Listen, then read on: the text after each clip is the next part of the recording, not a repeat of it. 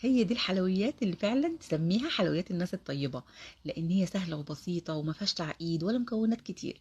العزيزية الدمياطي أو المكرونة باللبن بأسهل طريقة وبدون تعقيد. صينية مقاس 30 هدهنها بمسحة حلوة جدا من السمنة، وهركنها على جنب. هقول لكم دلوقتي هندهن الصينية أول ليه. معايا نص كوباية من أي نوع مكرونة عندك نية، لو المكرونة مسلوقة استخدمي كوباية. هسلقها في كوبايتين من المية لحد ما تشرب ميتها، ما يتفضلش إلا شوية صغيرين. معايا لتر من الحليب البلدي مسبق الغلي. بعد ما المكرونه تتسلق ويتفضل فيها شويه ميه صغيرين جدا، هضيف في الخلاط كوبايه من الحليب البارد وعليها المكرونه اللي انا سلقتها بشويه الميه الصغيرين المتفضلين، وهضربهم شويه في الخلاط. وبعدين هنزلهم في حله عشان احطه على النار، وهكمل عليها بقيه الحليب، وهضيف عليها كوبايه من السكر، معلقتين كبار من النشا، معلقتين كبار من جوز الهند الناعم. لو مش بتحب طعم جوز الهند ممكن ما تضيفيهوش، مش هيأثر على الوصفه. بعدين هقلبهم على البارد كويس، وبعدين هحطهم على النار.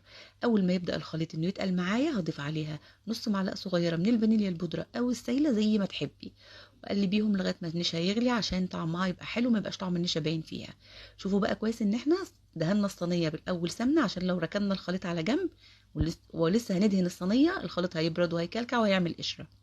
ملحوظه مهمه جدا، قبل ما تدهني وش صينيه العزيزيه لازم تسيبيها لحد ما تهدى خالص ووشها ينشف، بحيث انك تحطي ايدك عليها ما تلزقش. شيليها بقى شويه سمنه بلدي حلوين او زبده ودخليها الرف الاوسط على الشوايه، ما بتقعدش اكتر من 10 دقايق.